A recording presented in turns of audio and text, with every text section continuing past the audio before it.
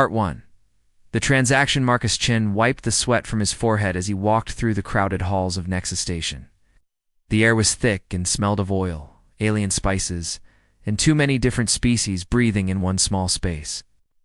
Had been alone on his cargo ship for 3 months now, moving goods from one planet to another. The silence was driving him crazy. He stopped at a bar and ordered a drink. The bartender was a tall, green alien with 4 arms. "You look tired, human," the alien said, sliding a glass across the metal table. "Yeah," Marcus replied, taking a sip. The liquid burned his throat. "Been alone too long. Need some company on the next run." The bartender's eyes lit up. "Ah, you need companion. There is marketplace on level 7. Many good options there. Very ... professional." Marcus felt his stomach turn. He knew what kind of marketplace that was. He had heard stories from other cargo haulers, places where people bought and sold other people like objects. But after 3 months of talking only to his ship's computer, he was getting desperate. "I don't want anything like that," Marcus said quickly.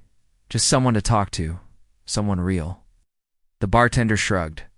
"Maybe you find what you're looking for. Many different types there." 2 hours later, Marcus found himself walking down a dark corridor on level 7. The walls were covered with bright signs in different alien languages. He could hear music and voices coming from behind closed doors. His hands were shaking a little. He told himself he was just looking. The main marketplace was huge. Hundreds of small booths lined the walls, each one selling different types of companions. Marcus walked slowly between them, feeling sick. He saw humans, aliens, and species he didn't recognize. All of them had empty eyes and stood perfectly still, looking for something special. A fat, purple alien with too many teeth grabbed Marcus's arm. "I have best Sifarian mind slaves. Perfect obedience. Never talk back." Marcus pulled his arm away. "No, thank you." He kept walking. Every booth was the same. Aliens selling other beings like they were machines. Sellers promised perfect loyalty, complete obedience, and no questions asked. Marcus felt more sick with each step. At the end of the marketplace, he found a small, forgotten corner. There was only one booth, there run by a nervous-looking alien with gray skin and big, worried eyes. This alien was different from the others. Kept looking around like he was scared of something. "Excuse me," Marcus said softly. The gray alien jumped. "Oh, customer. Yes, yes, please look." He pointed to a small cage behind him. Inside the cage sat a young female of a species Marcus had never seen before. She had blue skin that seemed to shimmer like water in sunlight. Her hair was silver and moved like it was floating underwater. But it was her eyes that caught Marcus's attention. They were large and golden, and unlike all the other companions he had seen, these eyes were alive. They were curious. They were looking right at him. "What species is she?" Marcus asked. "A Thani," the seller whispered, looking around nervously. "From Ethros Prime, we pacified the planet last month." Marcus knew what pacified meant. It meant conquered. Destroyed. All the people taken as slaves. "She very cheap," the seller continued quickly. "She has ... problems. Defective. She asks too many questions. Shows too much emotion. Not good for normal companion work." The blue-skinned female Athani was listening to everything they said.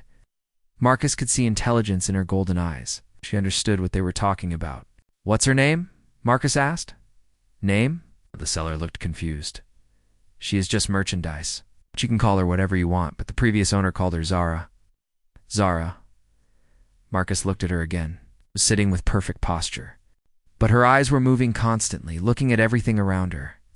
When their eyes met, she tilted her head slightly like she was trying to figure him out. "How much?" Marcus heard himself asking. 500 credits, the seller said quickly. "Very cheap. Normally Athani go for 5,000, but she is defective. I just want to get rid of her." Marcus had 500 credits. It was money he was saving for ship repairs. But something about this situation felt wrong. This wasn't just buying a companion. This was buying a person. A real person with thoughts and feelings. "What happens if I don't buy her?" Marcus asked. The The seller's face went dark. She goes to the processing center. They will ... fix her problems, make her more obedient. But the process usually breaks their minds completely. Marcus looked at Zara again. She was still watching him with those intelligent golden eyes. For just a moment, her lips moved slightly. She was trying to say something, but no sound came. Out. He realized she probably wasn't allowed to speak without permission. Can she talk? Marcus asked. Yes. But she talks too much. Always questions. Very annoying. Marcus made his decision. I'll take her. The seller's face lit up with relief. Excellent. Hey. You pay now. I give you ownership papers and control device. Control device. The seller held up a small metal collar. Standard companion control. Prevents escape, controls behavior, tracks location. Marcus felt sick again, but he paid the credits and took the papers. The seller opened the cage and roughly pulled Zara out. She stumbled, but didn't fall. The seller snapped the metal collar around her neck. She is yours now, the seller said, handing Marcus a small remote. Red button for punishment, green for reward, blue for sleep mode. Marcus took the remote but didn't look at it. Instead, he looked at Zara. Are you okay? Zara's eyes went wide with surprise. She opened her mouth, then closed it, looking confused. You can speak, Marcus said gently. I'm asking if you're okay. Her voice was soft and musical like wind chimes. I am functional master. Don't call me master. My name is Marcus. What's your name? They called me Zara. Is that your real name? The name your people gave you? Zara looked shocked that he would ask. My birth name was Zarathiel-Anesh. It means Song of the Evening Stars in my language. Marcus smiled. That's beautiful. Can I call you Zara? Or would you prefer your full name? Zara's. Zara's fine. She was staring at him like he was speaking a foreign language. They walked toward Marcus's ship together. Zara moved carefully, like she expected to be hit or yelled at. Marcus noticed that despite everything, she kept looking around at the station with curious eyes. When they passed a window showing the stars outside, she stopped walking completely. Beautiful, she whispered, so quietly Marcus almost didn't hear her. You like stars? Marcus asked. Zara looked scared, like she had said something wrong. I am sorry. Ow. I should not have stopped without permission. Zara, you don't need permission to look at things. Or to think they're beautiful. They reached Marcus's ship, a medium-sized cargo hauler called the Wandering Star. It wasn't fancy, but it was clean and well-maintained. Marcus led Zara inside and showed her to the small passenger cabin. This is your room, he said. Can change the temperature, lighting, whatever makes you comfortable. Zara stood in the doorway, not moving. Master... Marcus. What do you want from me? It was a simple question, but Marcus could hear years of pain behind it. He paused, thinking. I want someone to talk to during the long trips between planets. Someone who might want to talk to me too. That's all. For the first time since he had seen her, Zara smiled. It was a small smile, careful and uncertain, but it was real. And in that moment, Marcus realized he had made the right choice, as his ship lifted off from Nexus Station and jumped to hyperspace. Marcus found himself wondering what other surprises this strange, beautiful person might have in store for him. Through the ship's speakers, he could hear something unusual, a soft, musical humming coming from Zara's room. It sounded almost like ... singing. Something told him this journey was going to be very different from his usual lonely cargo runs. Part 2. Unexpected connections. The first morning in hyperspace, Marcus woke up to the smell of something burning. He jumped out of bed and ran to the kitchen, expecting to find smoke and flames. Instead, he found Zara standing over the food processor, looking confused and frustrated. I am sorry, Marcus, she said quickly when she saw him. I tried to make food like the machine showed me, but something went wrong. Marcus looked at the black, smoking mess in the processor. Then he looked at Zara's face. She looked scared, like she expected to be punished. It's okay, Marcus said. Gently, these machines are tricky. Let me show you. He cleaned out the processor and started making breakfast. See, you have to set the temperature lower for this type of protein, and you add the spices after, not during cooking. Zara watched everything he did with intense focus. She asked questions about every step. Why does the temperature matter? What do the spices do? How do you know when it's ready? Marcus found himself enjoying her curiosity. Most people he knew just wanted quick answers. Zara wanted to understand everything completely. Where I come from, Zara said softly, we grew our own food. Each plant had its own song, and we would sing to help them grow better. Plants have songs? Marcus asked, interested. Everything has songs, Zara replied. Then she looked scared again, like she had said too much. That is what my people believed. It is probably foolish. I don't think it's foolish, Marcus said. Tell me more. Over breakfast, Zara slowly began to share stories about her world. She told him about crystal gardens that grew in harmony with music, about cities built into living trees that sang in the wind, about her people, the Athani, who believed that beauty and art were the most important things in life. We had no weapons, she said quietly. No armies. When the slavers came, we could not fight them. They said we were too weak to deserve freedom. Marcus felt anger growing in his chest, but he kept his voice calm. They were wrong. There was nothing weak about choosing beauty over violence. After breakfast, Marcus showed Zara around the ship. She was fascinated by everything. The engine room, the navigation system, even the supply closets. But what amazed him most was how she looked at things. She didn't just see a cargo bay or a control panel. She saw patterns, colors, the way light moved across surfaces.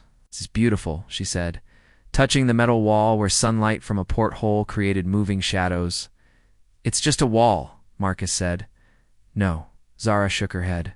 Look closer. See how the light dances. See how the metal has tiny crystals that sparkle. Everything is beautiful if you really look at it. Marcus tried to see what she saw. Slowly, he began to notice things he had never paid attention to before. The way the ship's lights created patterns on the floor. It's the gentle hum of the engines. That almost sounded like music, colors that reflected off the metal surfaces. You're right, he said, surprised. I never noticed before. Most people don't, Zara said sadly. They are too busy looking ahead to see what is right in front of them.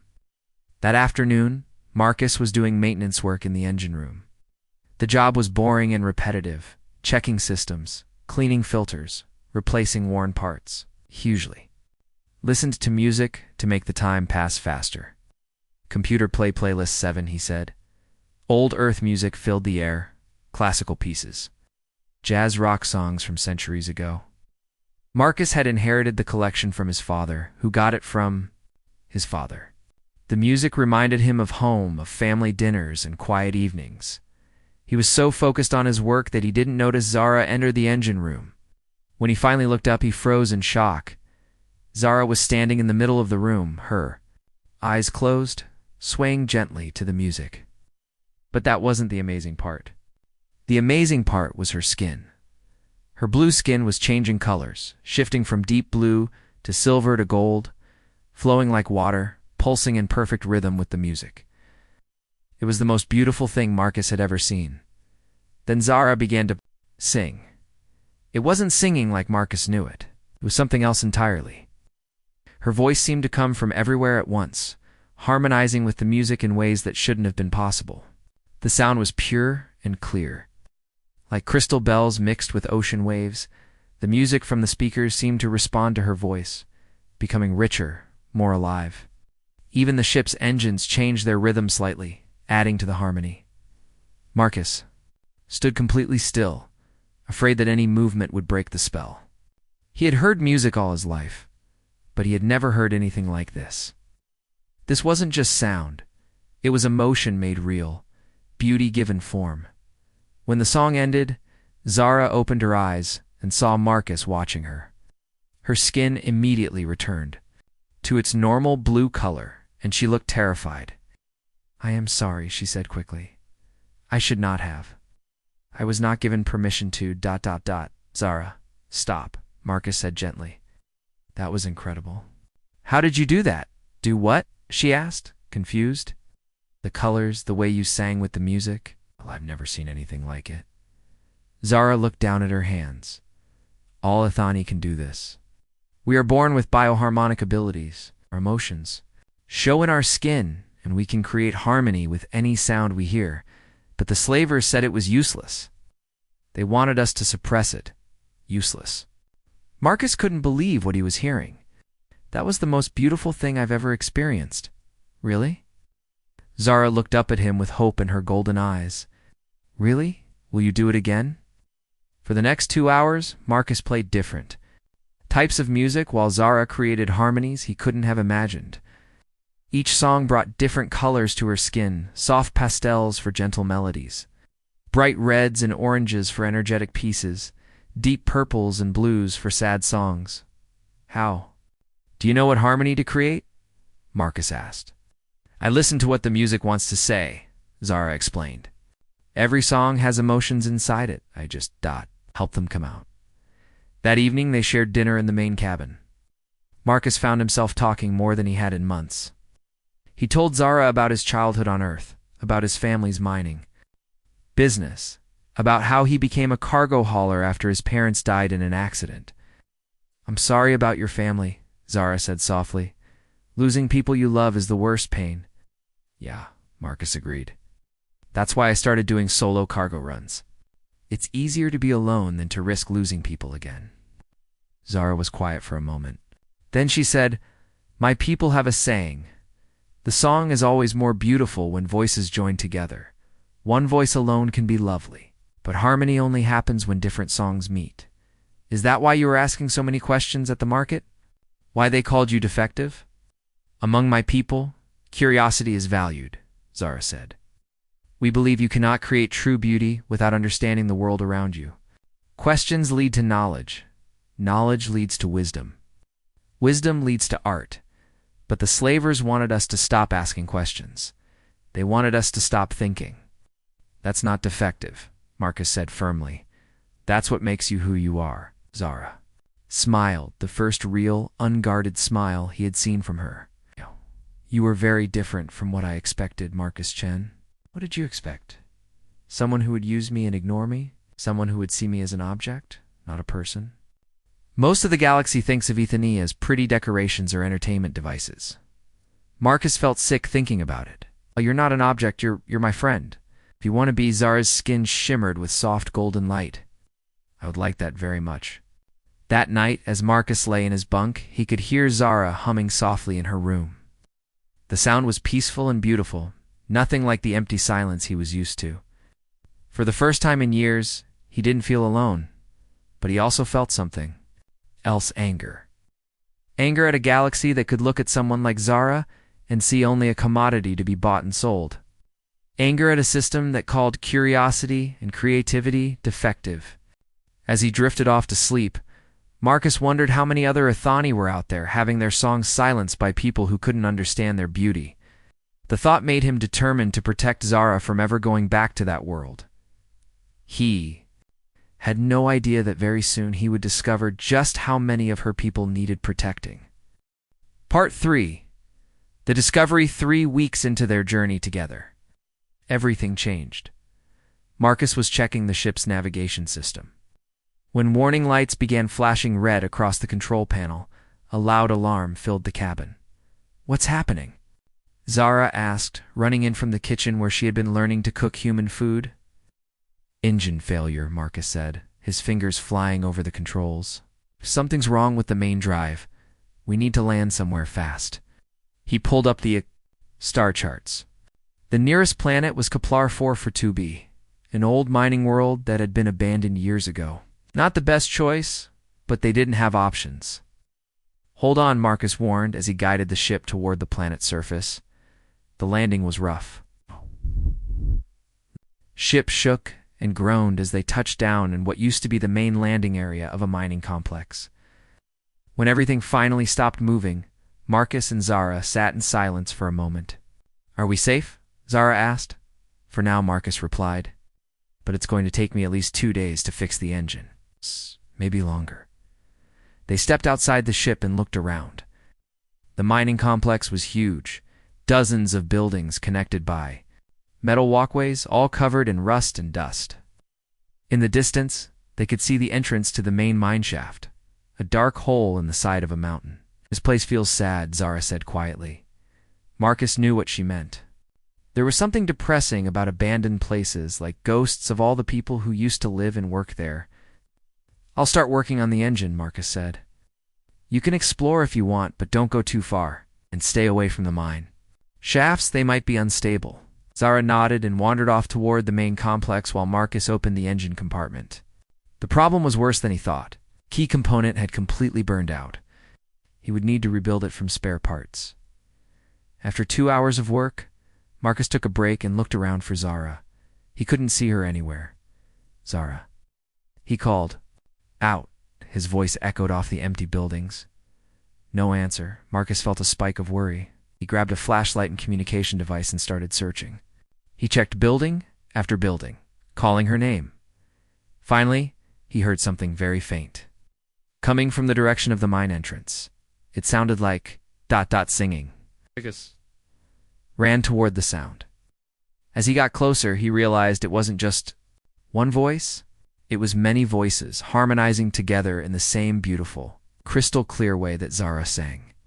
He found Zara standing at the entrance to the main mine shaft. Her skin was glowing with soft blue light, and she was singing in her native language. No. The sound echoed down into the darkness of the mine, and incredibly other voices were singing back. "Zara, what are you doing?" Marcus asked quietly. She turned to him with tears in her golden eyes. "Marcus," she whispered. "They're here. My people are here." "What do you mean?" "Listen," she said. Marcus listened carefully.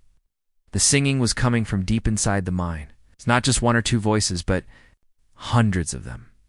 "They're alive," Zara said, her voice breaking. "The slavers didn't kill everyone. They brought them here to work in the mines." Marcus felt cold fear in his stomach. "Zara, we need to be careful. If there are guards..." "There are no guards," Zara said. "I can hear it in their songs. The guards left months ago when the mine stopped being profitable. My people have been trapped down there ever since." Without waiting for Marcus to respond, Zara started walking into the mine tunnel. Marcus grabbed his flashlight and followed her. The tunnel went deep into the mountain. As they walked, the singing got louder and clearer. Marcus could feel the sound in his bones. It was beautiful and heartbreaking at the same time. They walked for 20 minutes before they saw light ahead. Not electric light, but the same soft, bioluminescent glow that came from Zara's skin. They emerged into a huge underground cavern. What Marcus saw there made him stop breathing.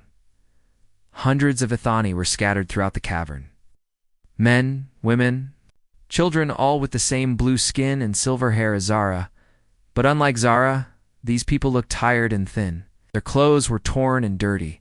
Some had scars on their arms and faces, but they were singing. Despite everything they had been through, they were creating the most beautiful music Marcus had ever heard. When they saw Zara, the singing stopped. For a moment, there was complete silence. Then an elderly Ithani woman stepped forward. He looked at Zara with wonder and spoke in their musical language. Zara responded, her voice filled with emotion. Soon, dozens of Ithani were gathered around them, all talking at once in their flowing musical voices. "What are they saying?" Marcus asked. "They thought they were the last ones," Zara said, wiping tears from her eyes. "When the slavers came to our world, different groups were taken to different places. Each group thought all the others were dead." The elderly woman, who seemed to be some kind of leader, spoke to Zara again. "She wants to know how I escaped," Zara translated. Oh. "I'm free." Zara explained about Marcus, about how he had bought her but treated her as a friend instead of property. As she spoke, more and more Ithani gathered to listen. Marcus looked around the cavern and felt sick.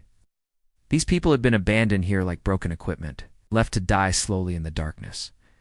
"How long have they been here?" he asked Zara. Ask the question and listen to the answer. 3 years, she said quietly. The mining company used them as free labor until the ore ran out. Then they just ... left them. What have they been eating? How have they survived? They found underground springs for water. And there are some plants that grow in the deeper tunnels, not enough for everyone to stay healthy, but enough to keep them alive. Marcus looked at the faces around him. These weren't the empty, broken slaves he had seen in the marketplace.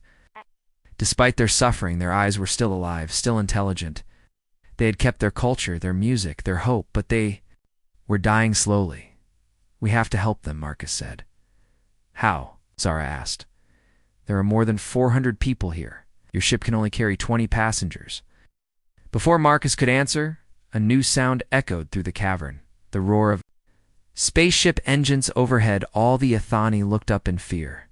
The elderly woman spoke urgently to Zara. "She says ships come sometimes," Zara translated. "Patrols checking to make sure no one has found this place. If they discover that we're here, ... The sound of the engines grew louder, then began to fade, as the ship moved away. But Marcus knew they would be back. Someone had detected their crashed ship. "Listen to me," Marcus said loudly. "I can't take all of you, but I can get word out. I can contact people who might help." The elderly woman spoke again, and this time her voice was firm and determined. "What did she say?" Marcus asked. Zara looked at him with new respect in her eyes. "She said that for 3 years they have survived by hoping that someday someone would remember they existed. She said that hope is the most powerful force in the universe, and that you are the first person to prove her right." Marcus felt the weight of responsibility settle on his shoulders. These people were counting on him. Not just Zara, but hundreds of innocent beings who had been forgotten by the galaxy. "There's something else," Zara said quietly. "The Elder says this isn't the only place.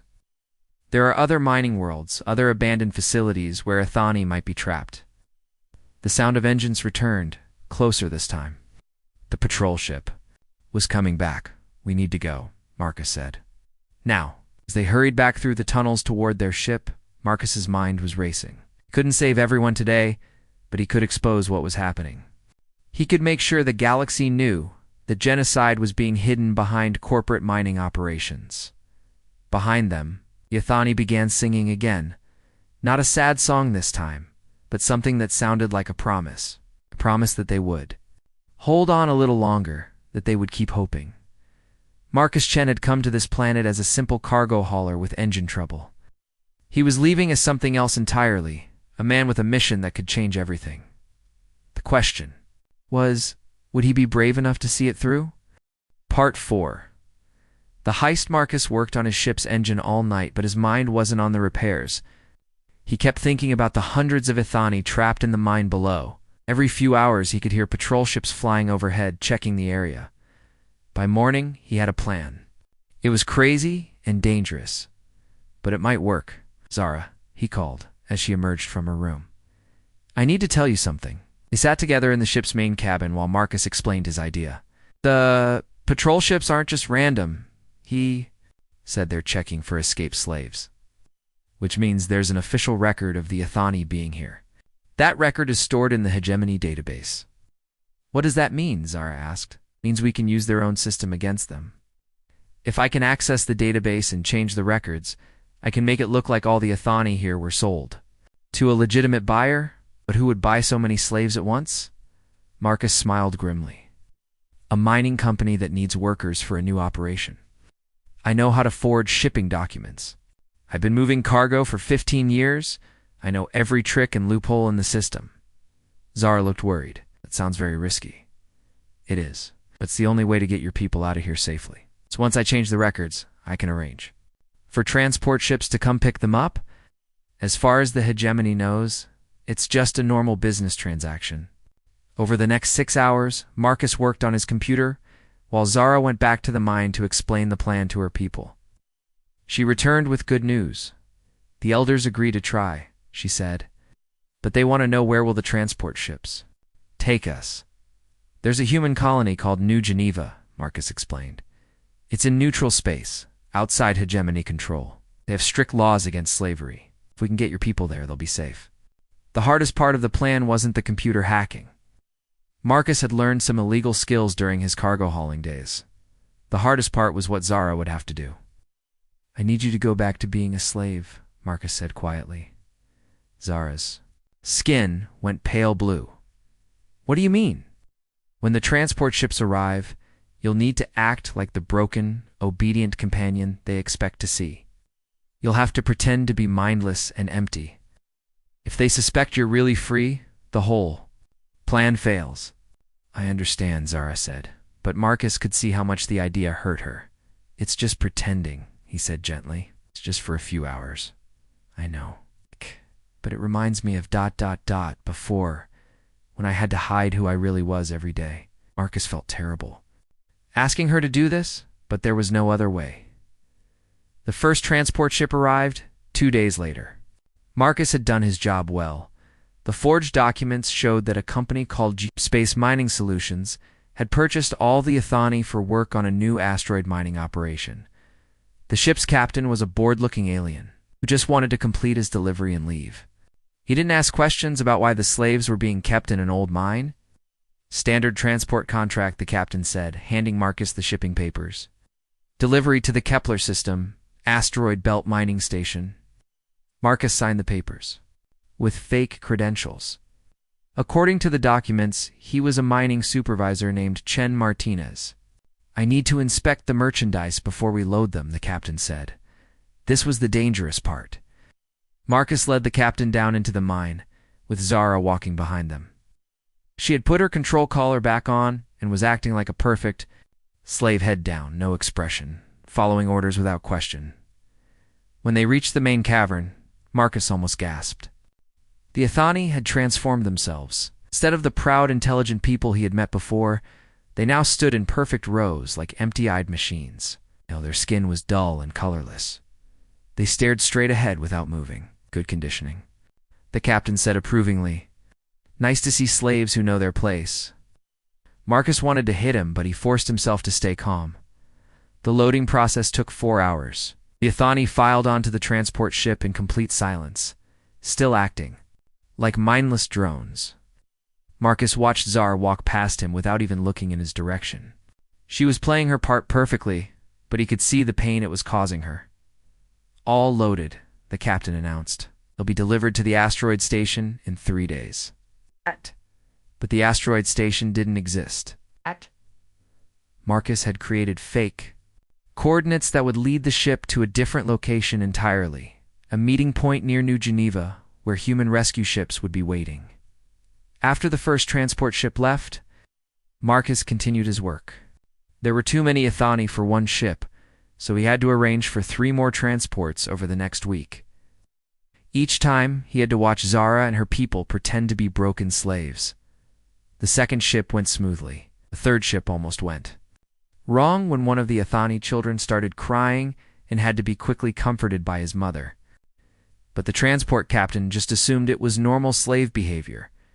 The fourth and final ship was the most dangerous.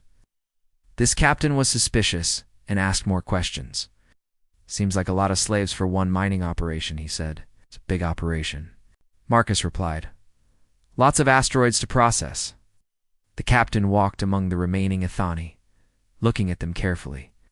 Marcus held his breath when the aliens stopped in front of Zara. "This one looks familiar," the captain said. "I think I've seen her before." Marcus's heart started racing. She's a common type. Lots of Ethani look similar. The captain stared at Zara for a long moment. She stood perfectly still, her face completely blank. Finally, he moved on. "Just making..." "Sure," the captain said. "There have been reports of escaped slaves in this sector. Wouldn't want to accidentally transport stolen property." When the fourth ship finally left with the last group of Ethani, Marcus collapsed in his pilot's chair. He was exhausted and terrified, but also proud. They had done it. Over 400 people were now free, but the hardest part was still coming. Marcus piloted his own ship toward the New Geneva system, following the same route as the transport ships. He had arranged to meet them at a space station called Haven Point, where human officials would be waiting to process the Ethani as refugees instead of slaves. The journey took 3 days. During that time, Marcus couldn't eat or sleep properly. He kept worrying that something would go wrong, that the transport ships would discover the trick and turn around. On the 3rd day, The ship's communication system picked up a message that made his blood run cold. "This is Hegemon Vex of the Imperial Fleet," a harsh voice announced. "All ships in the Kepler sector are ordered to stop and submit to inspection. We are searching for stolen property and the criminals who took it." Marcus stared at the communication panel in horror. Hegemon Vex was famous throughout the galaxy, a ruthless alien warlord who controlled most of the slave trade in this part of space. If Vex was personally involved, it meant someone important had noticed the missing Hannah. Marcus changed course immediately, pushing his ship's engines to maximum speed. He had to reach Haven Point before Vex's fleet found the transport ships, but as his ship dropped out of hyperspace near the station, Marcus saw something that made his heart stop. Vex's massive warship was already there, surrounding the 4 transport ships with smaller fighter craft. The rescue operation had been discovered. Marcus was too late. On his communication screen, he could see Hegemon Vex himself, a huge reptilian alien with cold yellow eyes and metal claws. The alien was speaking to the transport captains, demanding to know who had hired them. "Bring me the human who arranged this," Vex commanded. "Bring me the one who dares to steal from the hegemony." Marcus looked at his control panel. He could turn around and run, save himself. Let the Athani go back to slavery, or he could do something that would probably get him killed. Marcus Chen had spent most of his life avoiding difficult choices, but sitting there in his pilot's seat thinking about Zara and her people, he realized that some choices weren't really choices at all. He opened a communication channel to Vex's ship. "This is Marcus Chen," he said clearly, "the one you're looking for." Part 5. What makes us human? Marcus's ship was small compared to Hegemon Vex's massive warship. As he flew closer, he could see weapons pointing at him from every direction. One word from Vex, and Marcus would be destroyed instantly. "So Vex's." A voice came through the communication system. The famous thief shows himself. "You have caused me great trouble, human." Through his ship's window, Marcus could see the transport ships floating nearby. He couldn't see inside them, but he knew Zara and her people were there, probably terrified. "Let them go," Marcus said into his communicator. "Your problem is with me, not them." Vex laughed, a horrible sound like breaking glass. "My problem is with anyone who steals my property. Do you know how much those Athani are worth?" "They're not property," Marcus replied firmly. "They're people." "People," Vex sounded amused. "They are resources, tools, no different from mining equipment or cargo containers." Marcus felt anger burning in his chest, but he forced himself to stay calm. Getting angry wouldn't help anyone. "What do you want?" Marcus asked. "Simple," Vex said. "You will surrender yourself to me. In exchange, I will only punish the slaves lightly before returning them to the mines. If you refuse, I will destroy all 4 transport ships and everyone inside them." Marcus looked at his control panel. His ship had weapons, but they were nothing. Compared to Vex's fleet, in a straight fight he would lose in seconds. But Marcus had learned something important during his weeks with Zara. Sometimes, the most powerful weapon wasn't force. It was understanding what really mattered to people. "Before I surrender," Marcus said, "I want to ask you something. Why do you do this?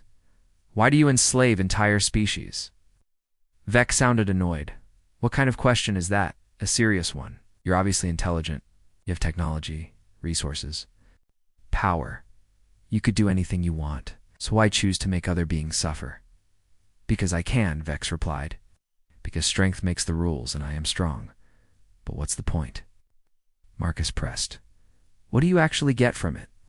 There was silence on the communication channel for a moment. Marcus could imagine Vex trying to figure out why a human about to die was asking philosophical questions. "Control," Vex finally said. "Order. A galaxy where everyone knows their place." "And where's your place in that galaxy?" Marcus asked. "The top, obviously. Alone." Another pause. "What do you mean?" Marcus took a deep breath. "I mean, when you're at the top and everyone else is beneath you, who do you share your victories with? Who celebrates with you? Who cares about you as more than just a source of power? I don't need," Vex started to say, then stopped. "I used to think the same way," Marcus continued. "I thought being alone was safer, easier, but I was wrong. The best things in life only happen when you connect with other people as equals. Ridiculous human philosophy, Vex said, but his voice sounded less certain than before. Is it? Let me show you something. Marcus opened a communication channel to all the ships in the area. Are you there? For a moment, nothing happened. Then Zara's voice came through clearly. I'm here, Marcus. I need you to do something for me. I need you and your people to sing. Marcus, what are you? Trust me, please. There was another pause. Then, softly at first, Zara began to sing. It was the same beautiful, crystal clear voice Marcus had heard in his ship's engine room. But this time, it was different. This time, hundreds of other Ithani voices joined in. The harmony that filled the space around the ships was unlike anything Marcus had ever imagined. 400 voices, singing together across 4 different ships, creating music that seemed to come from the stars themselves. The song wasn't in any language Marcus understood, but he didn't need to understand the words. The emotion was clear. It was a song about hope, about refusing to give up, about the strength that comes from standing together. Marcus watched his control panel and saw something amazing. The bioharmonic frequencies of the Ithani singing were so powerful that they were affecting the electronic systems of all the ships in the area. It's not damaging them, but it's harmonizing with them. The engines of every ship, including Vex's warship, began to pulse in rhythm with the song. The lights flickered in time with the melody. Even the weapon systems seemed to be responding to the music. What is this? Vex's voice came through the communicator. For the first time, he sounded confused instead of angry. This is what you're trying to destroy, Marcus said. This is why the Ithani are valuable, not as slaves, but as artists, as people who can create beauty that touches the soul. The singing continued, growing stronger and more beautiful with each passing moment. Marcus found himself crying without realizing it. The music seemed to reach into his heart and remind him of every good thing he had ever experienced. It's beautiful, Vex said quietly. His voice sounded strange, like he was discovering something new. Yes, it is, Marcus agreed. And this is just 400 Ithani. Imagine what they could create if they were free. Imagine the art, the music, the beauty they could bring to the galaxy. But they're just slaves. Resources. No, Marcus said firmly. They're people, just like you, just like me. People who feel joy and pain and hope and fear. People who create and love and dream. Singing reached a crescendo that seemed to fill all of space. Marcus could see through his window that even Vex's crew members had stopped what they were doing to listen. Vex started to say, then stopped. When he spoke again, his voice was different, smaller. I have spent so long taking things from others that I forgot. I forgot what it feels like to have something beautiful given freely. It's not too late, Marcus said. You could choose something different. The singing began to fade, but the harmony lingered in the air like an echo of something divine. Human, Vex said after a long silence. Yes. What is your name? Marcus Chen. You have shown me something today that I thought was impossible. What's that? You've shown me that there are things more powerful than force, things worth protecting instead of destroying. Marcus held his breath, waiting. The Ithani are free to go, Vex announced. All of them. Not just these 400, but any others we find.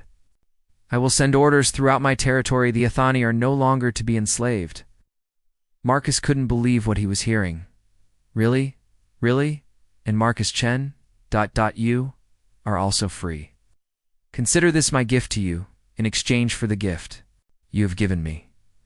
The communication channel fell silent. Marcus watched as Vex's warship and fighter craft turned away from the transport ships and disappeared into hyperspace. 3 hours later, Marcus was reunited with Zara and the other Ithani. At Haven Point Station, they embraced. Zara's skin glowed with golden happiness. How did you know that would work? She asked. I didn't, Marcus admitted. I just remembered what you told me about harmony being more beautiful when different voices joined together. I thought maybe Vex had forgotten what beauty felt like. And if you had been wrong, Marcus shrugged, we would have tried something else. But I wasn't wrong. Deep down, every intelligent being wants to be part of something beautiful rather than just controlling something ugly. Over the following weeks, news spread throughout the galaxy. Hegemon Vex had not only freed the Athani, but had begun dismantling his entire slave trading operation. Other species that had been enslaved were being released. Worlds that had been conquered were being given their freedom back. The change wasn't instant or complete. There were still other slavers, other oppressors, but something fundamental had shifted. The galaxy had been reminded that beauty and connection were stronger than fear and control. Marcus and Zara settled on New Geneva, where Marcus started a shipping company that employed freed slaves and helped them find new homes.